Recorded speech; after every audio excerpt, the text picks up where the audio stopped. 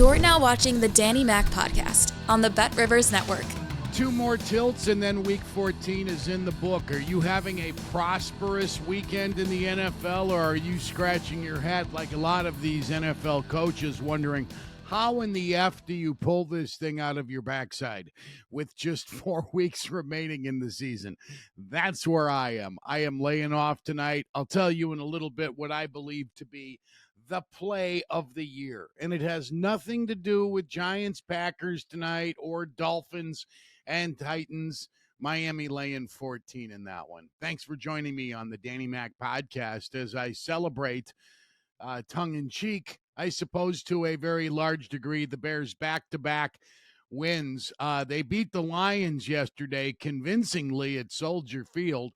And for the first time this season, they did it. They posted a victory. Well, you could say the Commanders' victory was convincing as well. They did it without having to white-knuckle it for you down the stretch of the game. The Lions didn't score in the second half.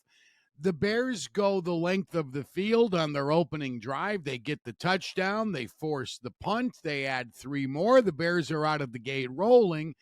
And I said to my son's girlfriend, Ashley, just wait. It's very, very early. The Bears will do Bears things. I hate that expression. And sure enough, they did, and the Lions were able to get right back in it. And I expected them, and I laid the 3. I took Detroit yesterday. I expected Detroit to come back in the second half, but that was not the case because the Bears' defense was terrific. Montez Sweat, your table, you know how it goes, is ready, sir. And Tremaine Edmonds making a difference again yesterday. It's turning out, as the season has evolved, the free agent acquisitions of Edmonds and TJ Edwards were good ones for Ryan Poles. It took them a while to get going and bust a grape in this Bears defense, but over the last 6 or 7 weeks, they've done that. I'll get to the $64,000 question in just a little bit, but another salute to a member of the Bears defense yesterday as the Monsters of the Midway improved their record to 5-8 with that win. Jalen Johnson, another interception. This is what you do to earn $20 million. You catch the freaking football when it's thrown to you. There have been so many misses for number 33, and I'd love to see him be a great corner. I don't think he's there yet. I don't think he makes enough big plays. He doesn't get enough turnovers, but he's caught the ball more often than not of late. Geez, I don't remember which high school coach said it. It may have even been my 1 year of junior college football. I'm not sure, but somebody said to a defensive back who dropped an easy interception in a practice session, that's why that number's 33, not 83, son. That's the line you could throw at the Bears' second-round pick out of Utah.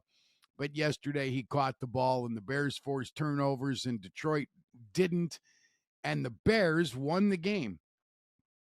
A divisional win. A win after the bye. Bears haven't done that in 10 years. They hadn't won back-to-back games since Matt Nagy's second year.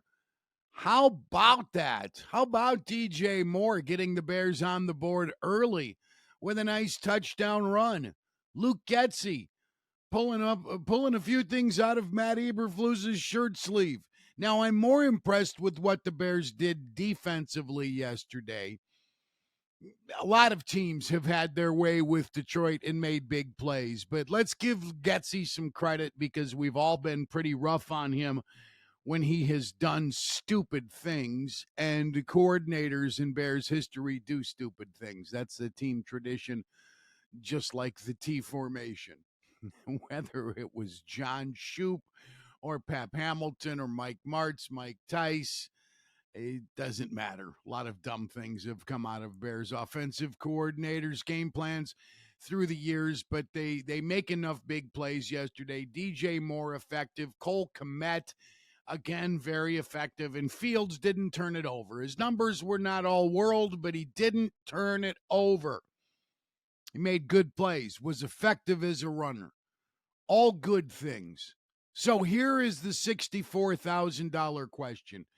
I will ask it right after I remind you that you can get extra value this football season with Bet Rivers Squares. Win up to 10 grand in bonus money. 10 grand in bonus money. I'll tell you where my 10 grand would go in a few minutes. Bet $10 in same game parlays with the Squares icon to earn a square. After the 0-4 start, the Bears now are 5-8. Have you seen enough improvement where you've done a 180? Are you willing to give Matt Eberflus and or Justin Fields another year? Do you want them back? Have they changed your opinions? Are they making you consider changing your opinions? And if that's the case, but you're not quite there yet, I'd love to have this conversation with you over beverages or venison. What's keeping you from getting there? I'll tell you what it is with me. It's the asterisks that go with both wins and losses this year. Even close losses have had gnashing of teeth at the highest levels, blowing leads, big turnovers.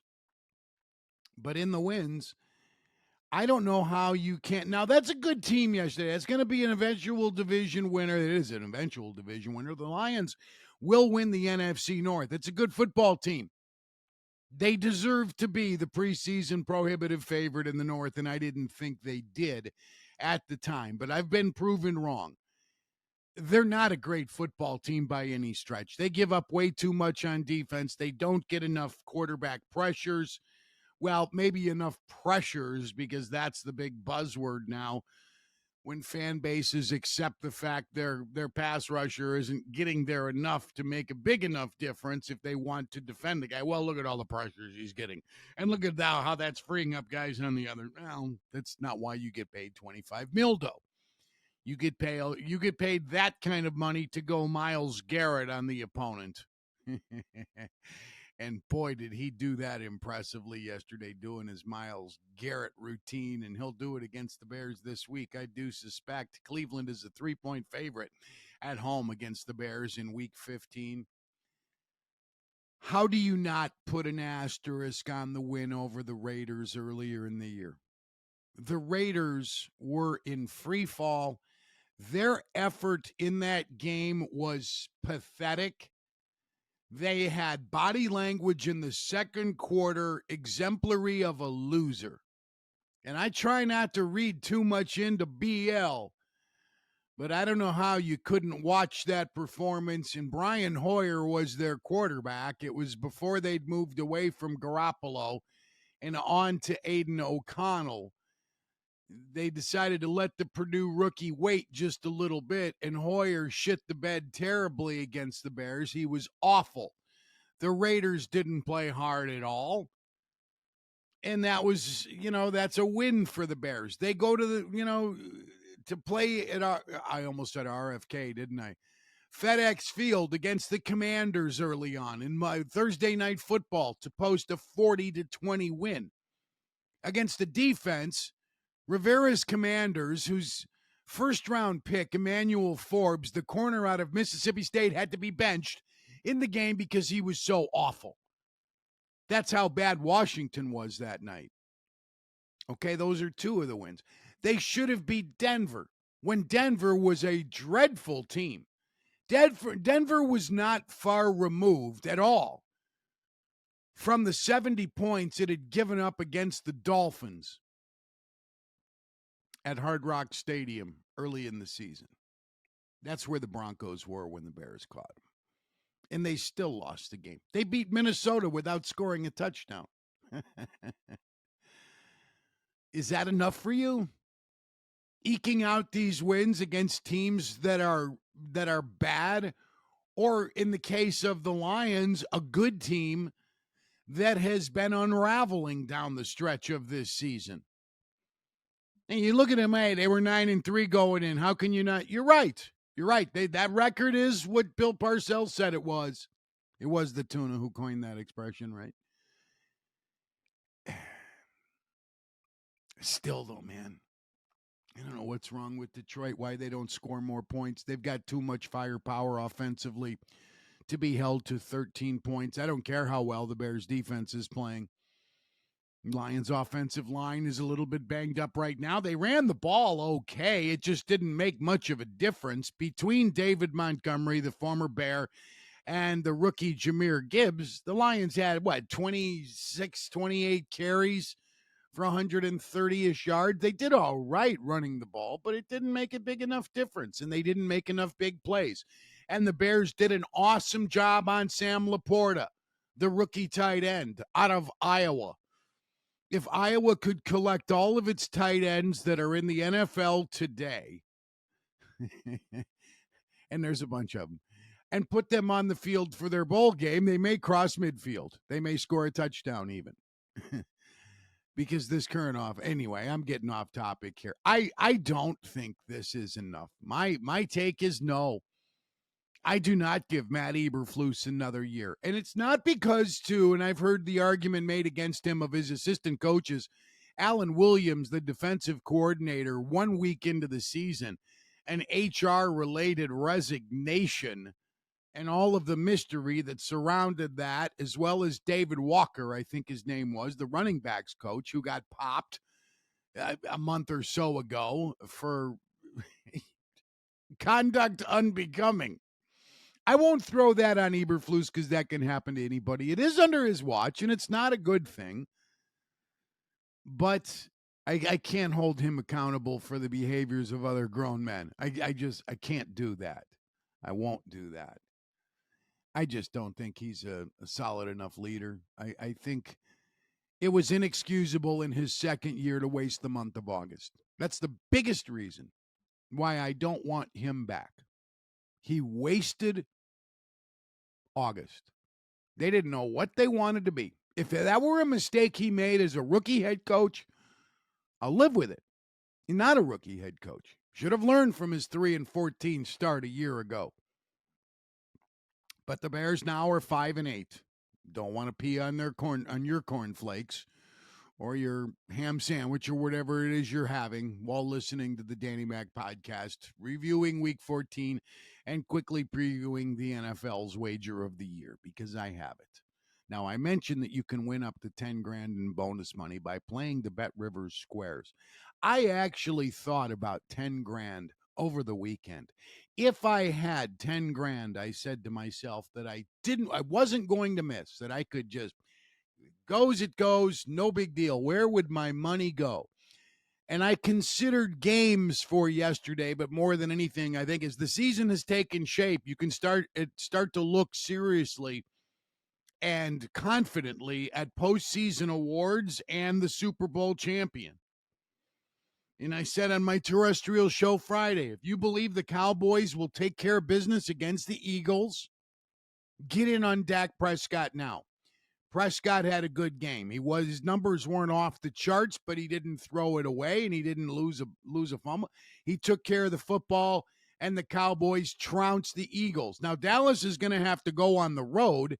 Once we get to the postseason, likely the Cowboys will not have the benefit of playing at home in Jerry World, but they're coming into the playoff stretch strong, whereas the Eagles are limping and having a lot of self-doubt. And Jalen Hurts is now out of the conversation for league MVP. Patrick Mahomes out of the conversation. What's going on with these Chiefs? Man, oh man, you tell me.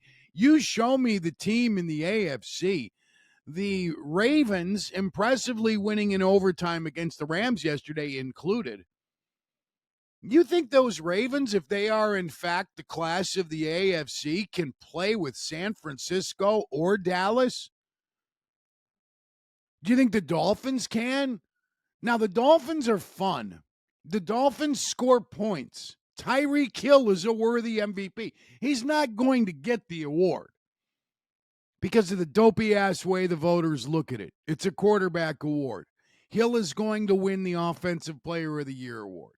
I don't think anybody in the league has made a bigger difference individually than Tyreek Hill has done for the Dolphins with 9 40-plus yard catches going into tonight's game and a ton of 20-plus receptions, 66 first downs or something like that. He's going to break the single-season receiving record, and he will do it before they get to their 17th game. So for those of you who are Jerry Rice defenders, Calvin Johnson has the single season record for receiving yards with just a little less than 2011 seasons ago. Tyreek Hill deserves it. He's not going to get it. What's the best bet of the year? It's the 49ers to win Super Bowl 48. If I had 10 grand in bonus money from, my Bet Rivers Squares deployment today, I'd put 10 grand down on the 49ers to win Super Bowl 58 in Las Vegas. They are plus 250 today. That would pay me 25 grand because I was at Ball State University the day they taught math. San Francisco is a machine on both sides of the ball. Deebo Samuel is healthier than he's been in several years. He is explosive. He and Brendan Ayuk, are the best tandem in the league, and I don't think there's anybody close. Jalen Waddle, who joins Tyreek Hill in Miami, gets a lot of people say him or the guys up on the coast. Evans and Godwin, though you don't hear that much these days. Godwin has fallen off the face of the earth, but that tandem is not this. This is the best, and by far. They are changing games every week. They both can run the ball out of the backfield. George Kittle is still a very impressive player, and Brock Purdy hasn't made mistakes. They've won 5 straight. It's the 49ers and everybody else. And, you say, well, what if Deebo gets hurt again? What if Christian McCaffrey, who has a history of... You're right, but that can be said of any team in the league. Take Lamar Jackson off the Ravens, and their last year's Ravens, and don't advance. Take Dak Prescott out of the Cowboys lineup, or CeeDee Lamb. See how they fare without their best players. It's Travis Kelce of the Chiefs. You could say that about any team in the league. Given good health, the 49ers should pound the shit out of everybody the rest of the way. They have one challenge left that is reasonable during the regular season, but they also have a date with Arizona. They're gonna have home field throughout. And I think the 49ers at plus 250 right now are the bet of the year at Bet Rivers. I want to thank you for listening to my podcast today, and please subscribe if you've not done so already. Do it on YouTube so you can watch the interviews. And later this week, I want to take a look at the city of Cleveland with a former member of the Browns. I'm either going to get a hold of Joe Thomas, the veteran tackle, who boycotted the draft to go bass fishing. That'd be something I'd love to talk to him about. Or Bernie Kosar, who goes back to the days when the Browns were ever so close, but so far from getting to a game with Roman numerals. It is my contention there is no city in the NFL more tortured than Cleveland has been. The Hall of Fame is it's a one smoke drive away from Cleveland, and they have never been in a Super Bowl. They lost their franchise in the mid-'90s when Art Modell moved them to Baltimore. They got an expansion franchise and did nothing with the highly touted Tim Couch. They haven't won. They've had their team taken away. It's a great football town and a great football state, and they have deserved better. A tortured fan base indeed, with 0 Super Bowl appearances. The Lions also have failed to get to a Super Bowl, another long-time NFL franchise going back to the days when they were the Portsmouth Spartans. The Jaguars and Texans have yet to get to a Super Bowl, but they're teams that joined the NFL not all that long ago. Hell, you probably remember when those teams joined the league. The Niners under Tom Coughlin, I don't remember who the first head coach was with the Texans, but they had David Carr, Andre Johnson, Arian Foster, and they couldn't win either in that era. And after their performance against the Jets this week, you can cross them off the list of teams that might be strong enough to come out of the AFC, because I am not seeing it.